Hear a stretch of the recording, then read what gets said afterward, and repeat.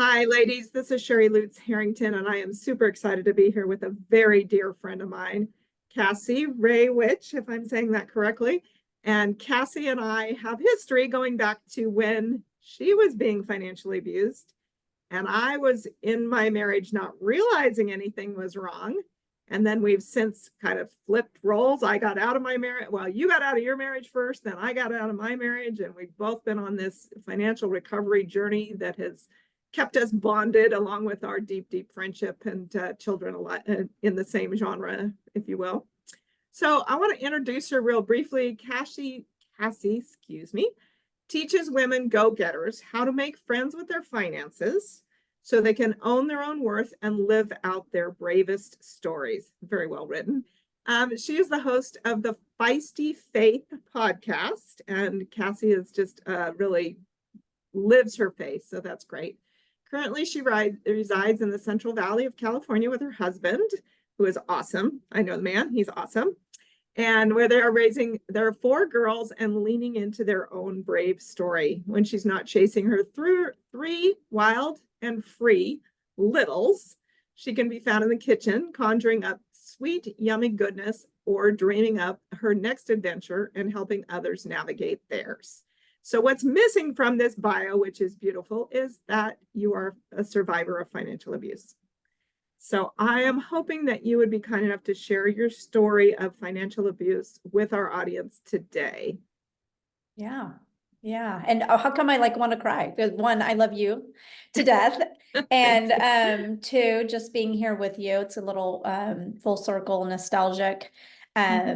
So anyway, you guys are in great hands with my friend Sherry. She is, and I know that they know that, but that's someone who's known her for a long time. She's a very dear, trusted woman in my life.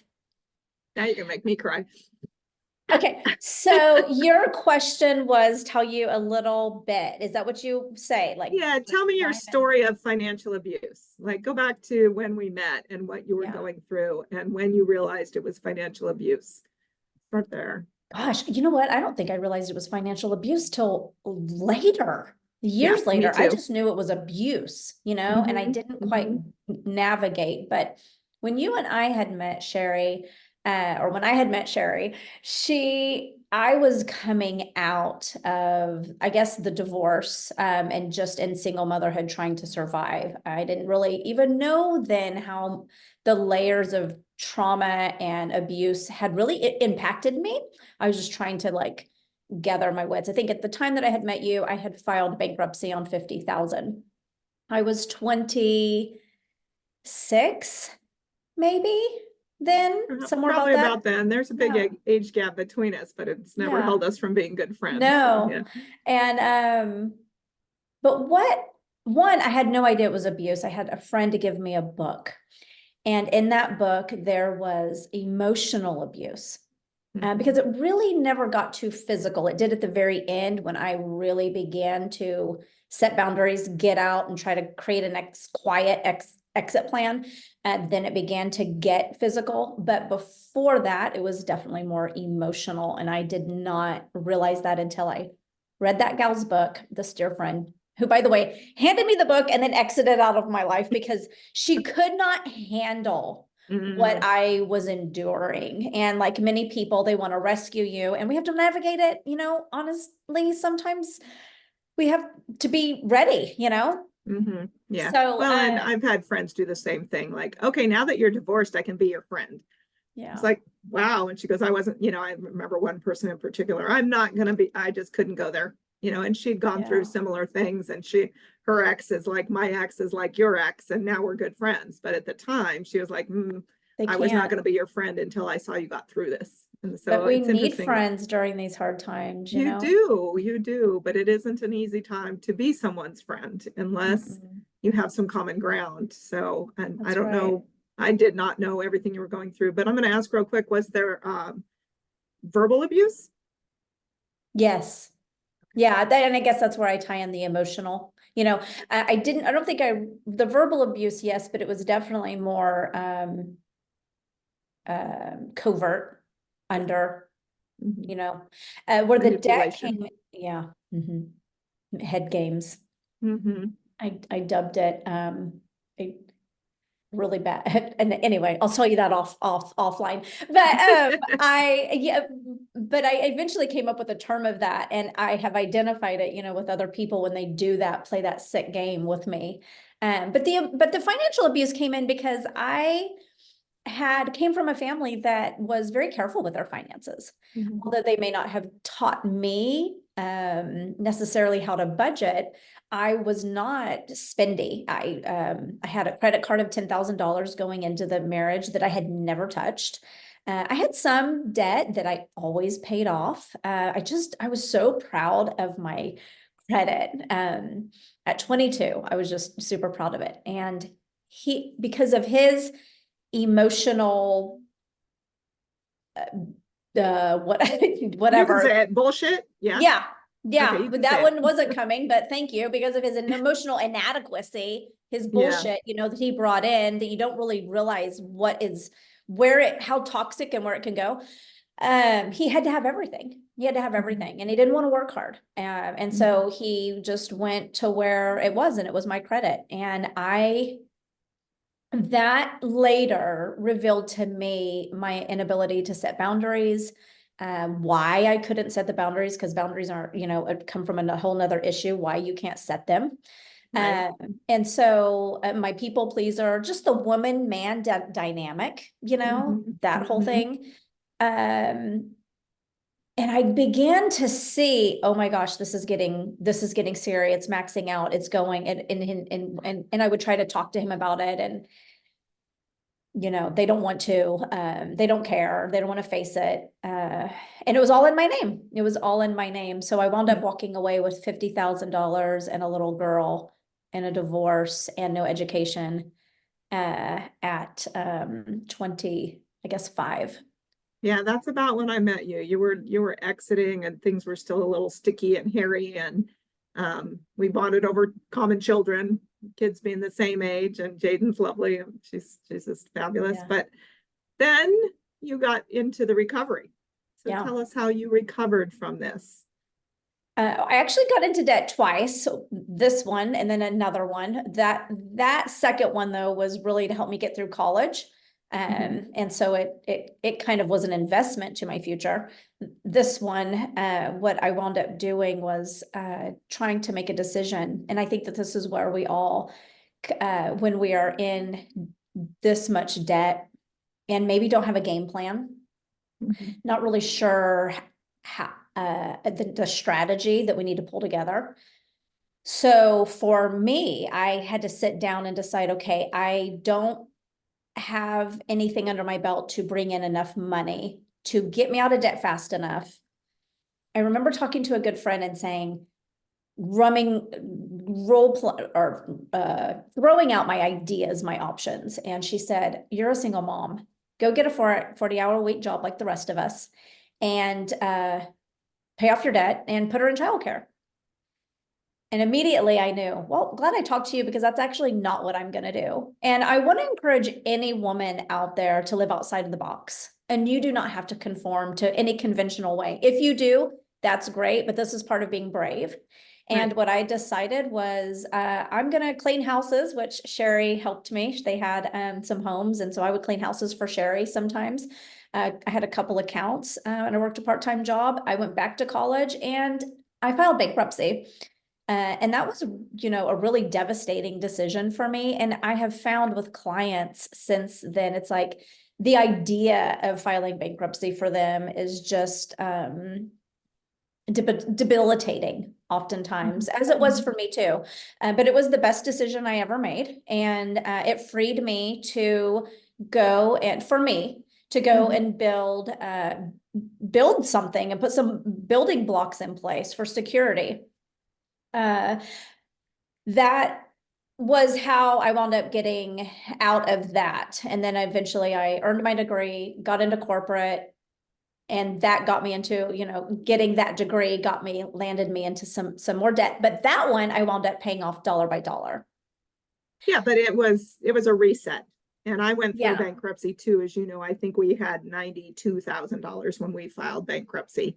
And my credit, same thing. I went in with very good credit, came out of my relationship with really, really shitty credit, and have built it back up over time. And I think there's just so much shame in our world about filing a bankruptcy. And I think if you're coming out of a financially abusive relationship where things have just gotten that bad, it's sometimes a good option. Not always, it's not the first choice by any means, but No. there is something to be said for having a clean slate and being able to say, okay, now I'm going to choose. I'm going to choose to invest in myself, get this degree, get this good job, get back on being the savvy, smart, intelligent, incredible woman that I know I am, that I was before I went into this relationship that just sucked the life out of me. I'm not meaning to put words in your mouth, but I'm speaking from experience here. Would you agree that that's sort of what the journey looked like? Yeah, I would say I was so young, and oftentimes when we wind up in relationships like this with men, whatever age we are at, those red flags are signals to what's going on inside of us too. And we all have a way of dealing with it at certain ages, you know, depending on the journey that we have and what kind of purges it out of us. So I believe coming up with him, I was introduced to parts of me that couldn't handle, you know, this kind of thing. Now, thank God, I'm like, oh yeah, bring it, baby. Like you know what? You want to slap me in the face with your manipulate? I can see it a mile away, and I won't put up with it. But at such a young age, or not even young, if you never, I just recently walked a dear friend through an abusive marriage for 4 years, and she didn't see those signals and those signs. However, it really revealed a lot about her. And now she, you know, sees the smoke and signal game right off the bat. So, you know, I was young, but some women are older, and yeah, no, I don't think it's an age thing. And you know, I've been reading up on narcissism and I'm in the middle of a great book I look forward to sharing, but it's interesting that what I'm reading is saying that, you know, women, and I'm not saying that all abusers are narcissists, but I think there's a high degree of narcissism in that category. And they're saying, you know, we blame ourselves for being attracted to these people, but they're very, very attractive. There's a lot of energy in them that sucks you in, and you don't have to be some poor, helpless, clueless, you know, whatever age you are, don't blame yourself, because it's their manipulation, it's their control that brings out the worst in them, which tears you down, and you become this person who's got to rebuild and find that strength that you probably did have going in, you know. And that's, I think that's because my something we mom did forget say, sometimes.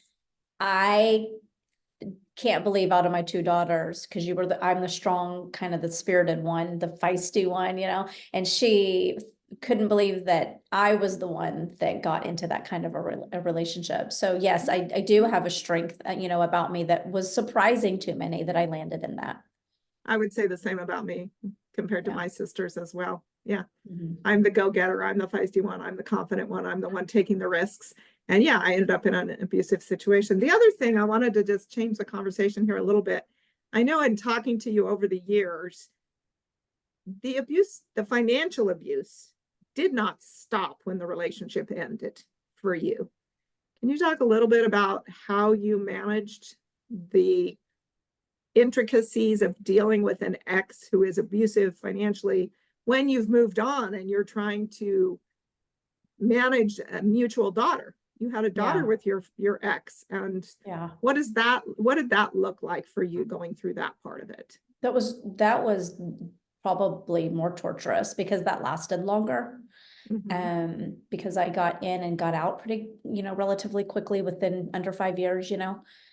And but you raise a child till 18, you know, or so. So that was 13, 14 more years of that. I remember, well, that was the way that he withheld things. So there was never any, you know, child support. Most often, right? They hide it. You know, they can go in two different ways. One, use all their money to manipulate and empower and bring. My daughter's father was more of gonna withhold and make sure that I never got a dime. And I remember needing soccer cleats, and that's how we met, was Emmett. and Mhm. Jaden on the soccer. And this was her first gonna play. I think that might even been when I met you.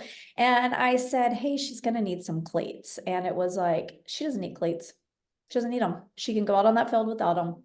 And that pretty much was the beginning of what I was a foreshadowing of what I would be expecting. Down to everything, car help. Interestingly, he came, I had filed child support, so there was a running case with the state, and that tracked money, and his father passed away. And he got a large sum of money, and that wound up giving me a chunk of 10,000, and Back pay. that is the only thing I Mhm. ever got. But and that money he had a good chunk of change. One, he spent it in 1 year. And the second thing is he never ever offered his daughter to put money away for college. And so these are the tendencies, and you have to watch, you have to live those out. You have, and I think the biggest thing I ever did, and I remember in the early years, I would be, this is the part, ladies, where I think it can get really damaging to us. And we are responding to an external outside situation, yet it impacts us internally. And the bitterness and the resentment and the anger that I took in because of a result of it was more damaging to me than his actions. And if I have anything to offer you guys, is the process of healing through that. Because it is toxic, and it comes out, on our children, even if we don't want to, on our best day. Or your health. I'm still Well, dealing with yeah, health reasons, and I would say that was yes, probably a variable in there. That probably for contributed. for Sure. sure. But sometimes we're not enough. Right. We're not enough. And it took me, to have a daughter and some other things to help really pull myself together in life. But yeah, it's sad to watch somebody you chose to do life with, do these things, especially even financially to your children for Oh, yeah. years later. Extremely painful. Extremely painful. Yeah. Yeah. Well, thank you for sharing all that. So what I'm wondering is, since you have walked the walk, and I know you talk the talk and you walk the walk, what would you recommend for women who have been financially abused and are working on financial recovery? What kind of advice would you give somebody who's coming out of it and trying to get back on her feet? One, this isn't going to last forever. Look at, I Mhm. mean, it's not, and I don't care what age you are at, it's not going to last forever. The next thing would get somehow, whether you invest in someone who's been there and done that and can help you, just with encouragement, right? Accountability, but coming up with a plan, an emotional plan, and even if that's loose, right?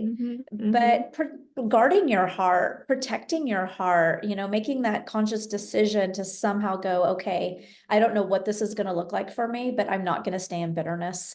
I refuse to let this rob me of my joy, my life, my future. I think that's some pieces of it. And I know that that's a process that doesn't happen overnight, so there is a lot of grace in that. It is very messy, but put yourself around women who are gonna, pull you back up, right? And then a strategy financially, like, so where's your weaknesses? I still, to this day, I'm a spender. Naturally, I want to spend. I don't want to save, even though I do want to save, and I do save, but boy, I have a natural tendency to spend. So what does a budget look like for you, and making sure you have a nest egg, and not overnight either, but who, and if it's not you, because I needed help with my finances. I needed help. Thankfully, Daniel came along on the second mess of finances, and he he didn't do it for me because I was single, but I paid it off by the time we wound up getting married, but he just acted as a support. I never Yeah. really ever did a budget without pencil and paper. I Mhm. still don't like budgeting. I don't. But I do it and I know how to help others do it, but it's still not my thing. And that's okay. That is Right. okay. Right. Well, that's all really great advice. I appreciate that perspective. I think that helps women a lot. So, what is one thing that or something that every woman should know to help protect themselves from financial abuse? Either if they're listening to this because they have a friend who's going through it and they want, oh, I mean, to make sure that, or they have a daughter they don't want to see go through it, or like you and I that have gone through it and they don't want to get into it again. What would be something you could protect yourself from being Oh, subjected to financial abuse? Sherry, I feel like this is an answer you need to answer. I do. I answer it all the time, but I want sure. And I feel like I know that you are so much better at this part. This is hard. This is hard because I think you could go two ways. One, you could say, keep your finances separate, right? I didn't do that the second round, and I have been taken care of, and that has been good. So, but I think you've got to do what you feel good. I have another very dear friend who went through similar to us, and she has remarried, and they've been remarried, and she has never merged their finances, and that works for them. So I think you need to find what works for you with that. But as far as not like red flags, not getting into it, I think, what I loved, and I can just use for my example in my life is Daniel, that's my husband now. He came into the marriage addressing debt. He came in knowing that it was one of the things that could take us out. He came in and I watched him. I watched how he spent his money. I watched the choices he made with his finances. He had saved enough to put down on a house. I saw him being frugal. And I didn't think of that as a bad thing, or he's not going to spend money on me, or he's not going to do anything for me. I thought, no, this is a man here who cares about his future. And in turn, he cared about our children's future. And he's made sure he's put money aside. He will have paid for Jaden's college in full. So really watching, and I think that there's a piece of us too as women. I'm not someone who wants someone to give me gifts. That's not one of my love languages, but acts of service is. My daughter, on the other hand, and so this is where you brought daughter, she is gifts. And to her, I have had to really help her say, but you don't want to make that future husband of yours put all this money into a woman who's not his wife yet. Like, watch what he does with his money and don't put that burden on him. He's not your wife. You get to take care of you, and helping her manage her finances and helping her be responsible with things. But there's this young generation with these women lately that it's like this man owes them something to prove that he's going to show up and be this man. And I think that's so sad.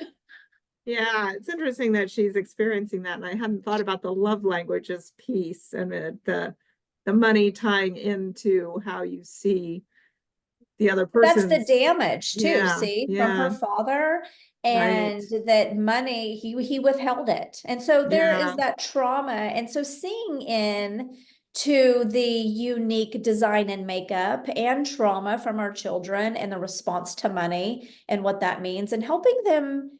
And of course, I'm not good at helping people heal with something that I haven't healed with from myself, right? So as I get myself in order, I have more to offer her. right. Right. Well, it's all very interesting. And one of the things I wrote about recently was what I found all of a sudden in talking to people is the history and how common it is for those of us who've been through financial abuse. If we look back at what we lived as children, that we witnessed it. I don't think that was your case, but it's certainly your daughter's case. She witnessed it. So how do you help her to not repeat that pattern that you had? And it is coming into your own, but also guiding her. So that's actually really good advice, because it might not address to everyone, but it certainly is something to think about in relation to your own history and the history of the people around you, or the history you're writing together, because you're writing Right. her history as her mother. You're part of that history, just as she's part of your history. So helping each other, I think that's really an interesting perspective on that question, actually. Okay. Well, I'm Similar, glad I but a had little something bit, to give. yeah, similar, but a little different. What financial advice would you give a woman who is either working on leaving or has recently left? So somebody who's like aware that they're being financially abused, but maybe they haven't figured out how to extricate yet. What would you suggest for them? What I've often found is to be quiet. Be very quiet. Be very kind. It may be one of the hardest things that you do, but maybe not so kind that they think something's going on, you know. But for me, I remember staring in the mirror this one day and looking at myself. I felt very old, and I had lost who I even was. I remember looking in the mirror and going, and this was right at the time where I knew, it was almost in that bathroom looking at myself. I knew I had to get out. And I just remember looking in the mirror, one, feeling so disconnected to who I was, and two, I just heard this very strong thought, be very quiet. Do not, because these types of individuals use everything against you. Everything against you.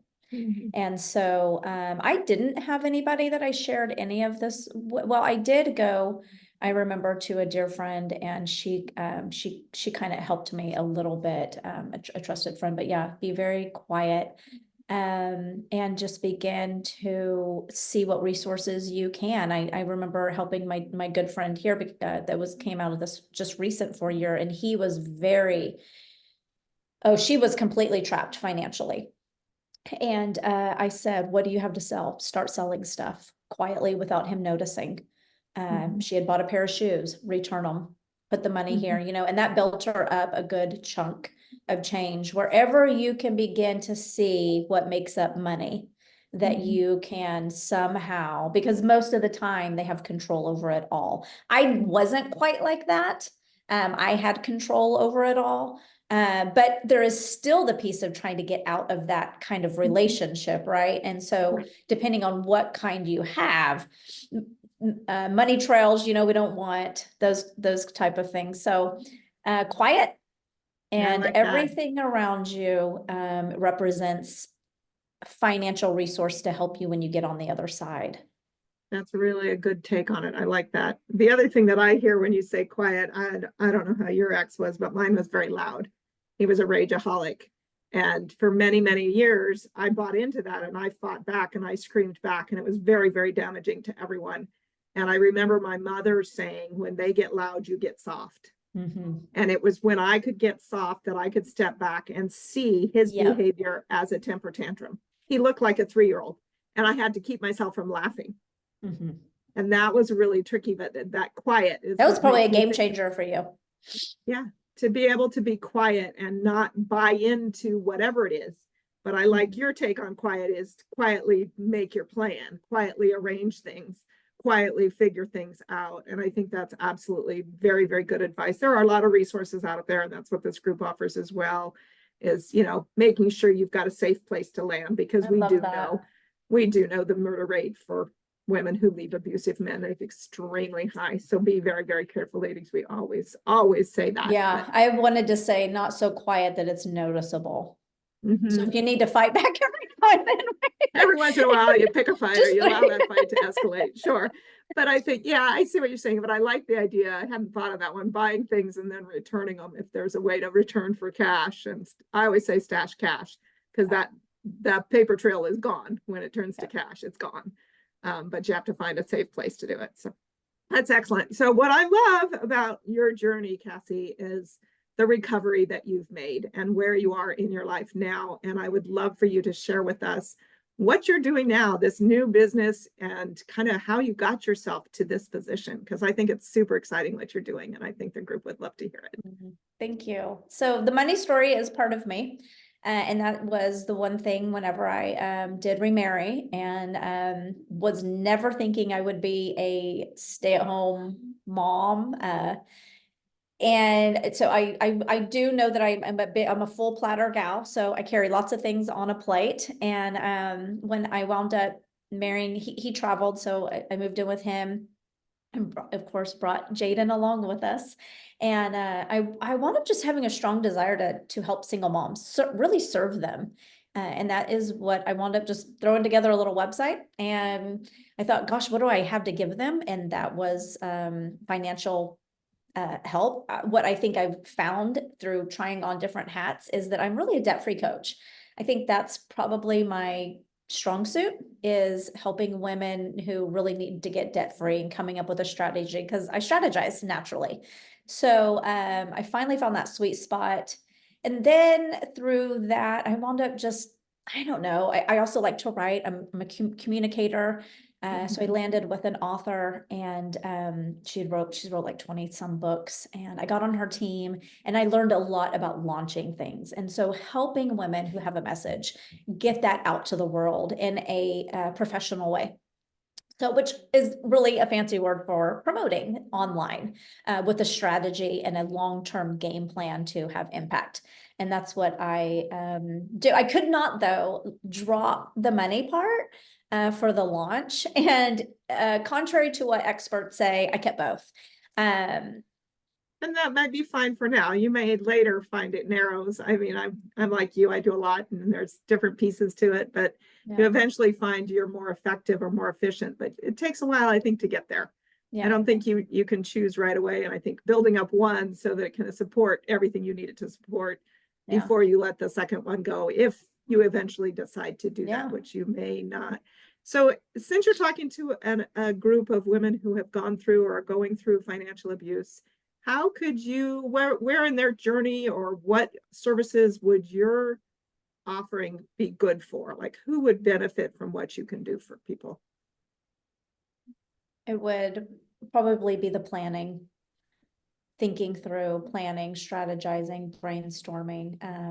If the finances are just so overwhelming, right? If you have collections calling, if you have a budget that's you don't even want to face at all, I have two different ways that I help you. One, I just consult you through it to save you money, but I give you step by step on what to do.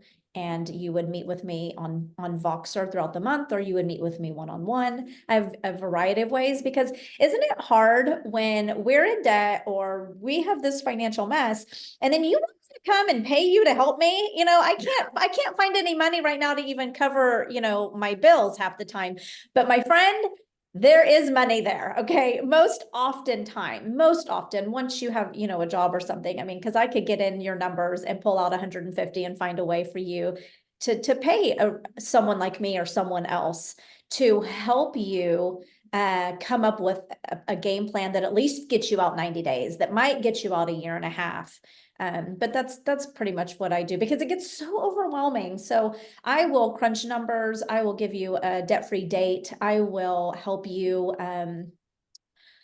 pull out what's in collections, what's not in collections, what's where all the, it's all pulling you where, pull up those credit scores and just get you a strategy to lessen the overwhelm.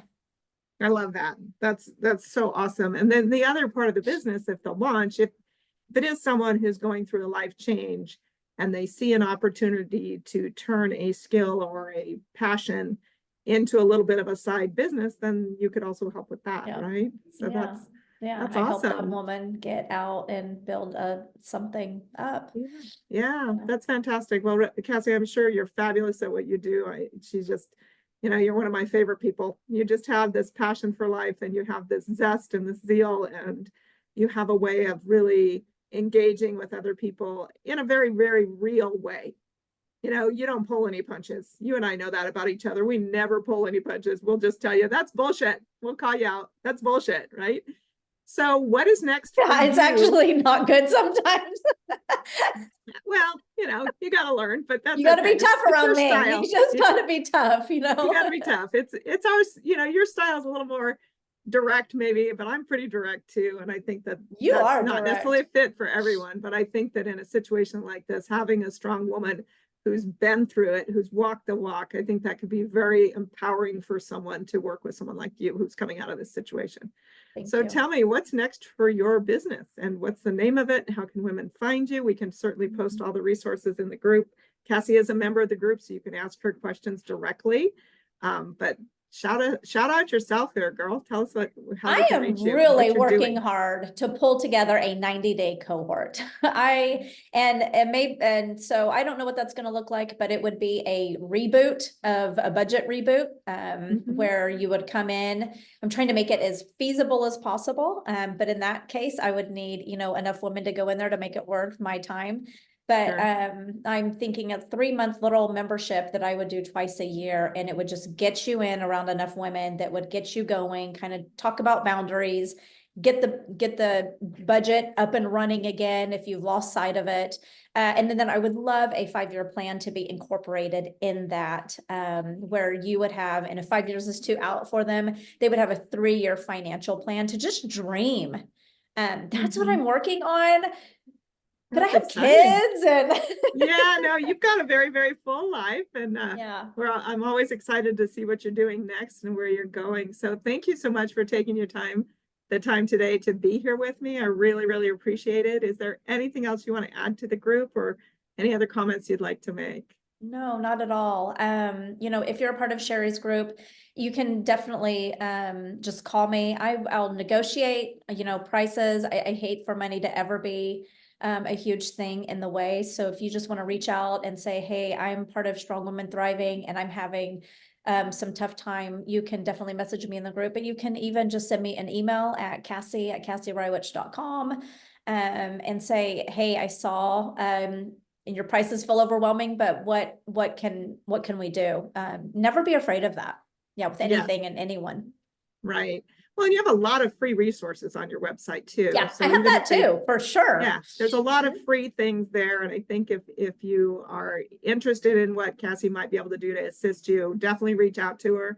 Like I said, she is a member of the group. She is a survivor herself, and she is an amazing, amazing woman going many, many places in the world still, even if she's in the middle of having 3 littles still at home. I know Jaden has launched, but the 3 littles are keeping you busy, and they're all beautiful and full of their own energy and doing their own thing. But I love your passion for continuing on this journey of helping single women and the financial piece of it. And adding in the launch is just, it's just extra frosting on the cake. So thank you so much for being with us today, Cassie. I look forward to hearing comments and questions in the group. Thank you, Sherry. Thanks for having me.